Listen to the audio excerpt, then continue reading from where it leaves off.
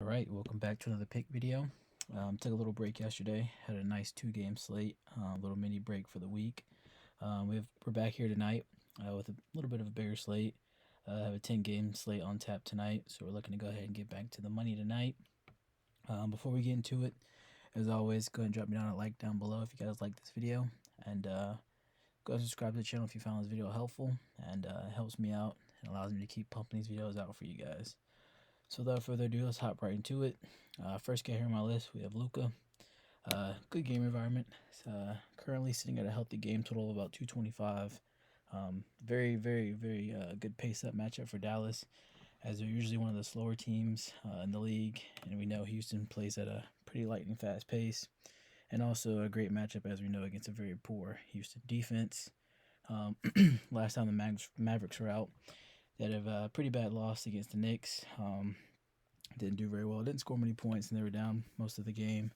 So Dallas should come out pretty motivated here and have a bounce back game and take advantage of this awful Houston team. Luka still has elite usage, minutes, and shot attempts. If you haven't looked at his numbers recently, I'd highly advise you to. They're simply pretty impressive. He's hovering around 40% usage rate, at least 35 minutes a game, and easily getting up 20 to 25 shots with the upside to come out at any time to drop a triple-double, as we all know. Similar to LeBron, who was out last time versus these Houston Rockets, had a very great game. These two guys share a similar play style, and like I mentioned, LeBron came out, had a great game, and scored 68 fantasy points versus this Houston Rockets team.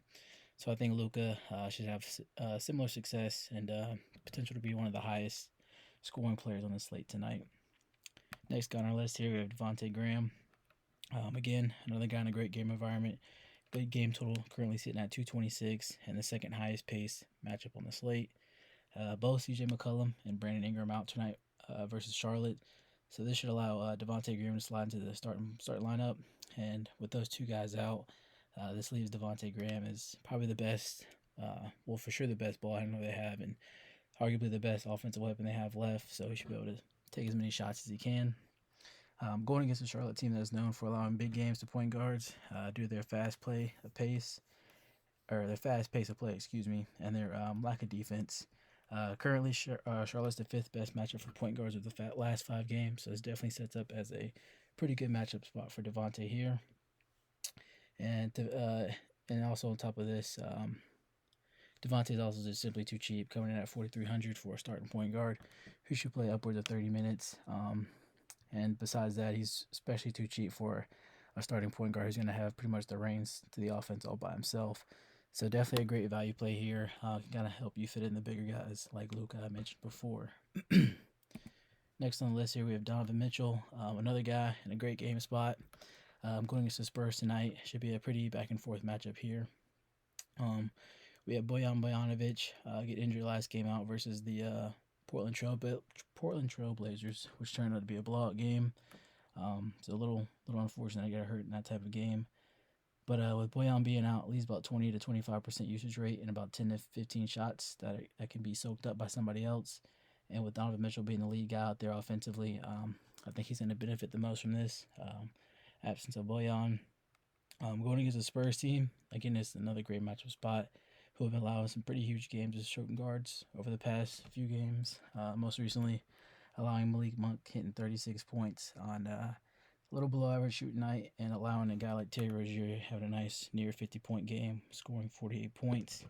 And of course, top tier matchup for shooting guards, as the Spurs are the number one best matchup for shooting guards over the last 15.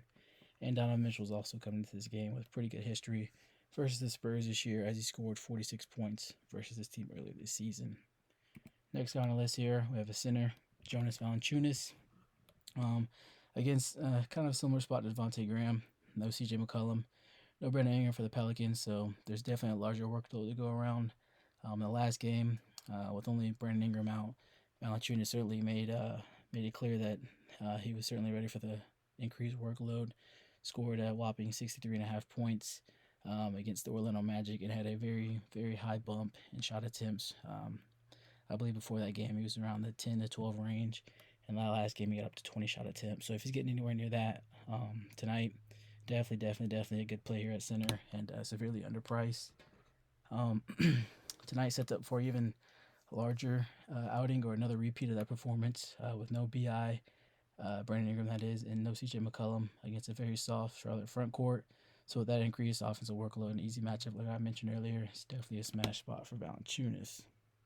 Last guy we have on our list here, Terry Rozier. We discussed this game pretty much throughout the whole video, so we know how good of a spot the Charlotte New Orleans game is. But this is just another way to take advantage of this game, kind of from a different angle. A little bit of a maybe a little lower ownership play. Terry Rozier gets to go up against Tony Snell. Tony Snell's been getting the start for the past 2 games for the Pelicans. Um, Most recent game he played against the Magic didn't really see Jalen Suggs be able to take advantage of Tony Snell's defense, as he only played 20 minutes, and it was a game he was coming back from injury, so probably not up to speed yet. But in the game prior to that against the Memphis Grizzlies, we saw Desmond Bane certainly take advantage of Tony Snell's defense, scoring 36 fantasy points in only 26 minutes. So definitely a very advantageous spot for anybody going against Tony Snell. Terry Rozier's been on a tear recently since the All-Star break. He's been averaging 46 fantasy points a game, 35 minutes, and been putting up 15 to 20 shots. Also, as we know, New Orleans is going to have kind of a, spotty starting lineup. So these guys can come out pretty sloppy, and we know Terry Rozier is a guy who can rack up steals in bunches. So definitely a spot for him to tack on some defensive stats as well. And he's also another guy, like we mentioned with Donovan Mitchell, who has great history in this matchup. Over 2 games this season, Terry Rozier has been averaging 46.5 fantasy points. So if he can follow that up or exceed that amount, definitely will hit value here. Okay, that's going to wrap it up. Again, if you guys like this video, found it helpful, go ahead and drop it down a like down below and subscribe to the channel. And I'll see you guys again.